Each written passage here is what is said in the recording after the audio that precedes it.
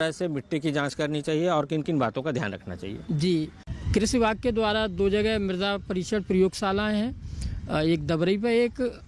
जसरानी में, और हमारे कृषि विज्ञान केंद्र पर भी मृदा की जांच होती है। वो चंबल फर्टिलाइजर के माध्यम से निःशुल्क किसान भाइयों की जांच हो रही है और विगत 2 साल से ये कार्यक्रम चल रहा है। इस वर्ष भी हमारे कृषि विज्ञान केंद्र और चंबल फर्टिलाइजर ने लगभग 4,500 नमूनों की जाँच की है और जनपद के विभिन्न ग्रामों में। इस समय में जनपद फिरोजाबाद में जो हमारा एक ज़मीन का ओवरऑल जांच करके एक रिजल्ट आया है, तो लगभग 0.2 और 0.3 के लगभग हमारा ओसी ऑर्गेनिक कार्बन बोलते हैं वो चल रहा है।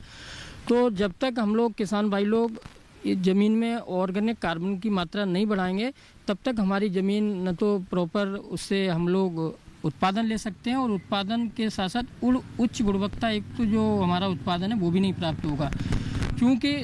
ऑर्गेनिक कार्बन से ही पूरा ज़मीन का, हमारी मृदा का स्वास्थ्य एक तरह से शो होता है।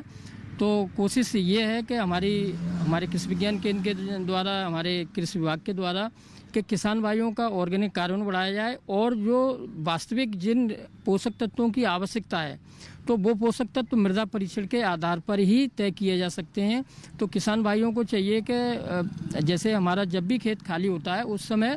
उसकी जांच अवश्य कराएं और रबी कोशिश करें 1 साल में कम से कम 1 बार अवश्य कराएं, जिससे कि उसका ये आकलन हो जाएगा कि हमारी मृदा में किन पोषक तत्वों की कमी है और किन पोषक तत्वों की अधिकता है,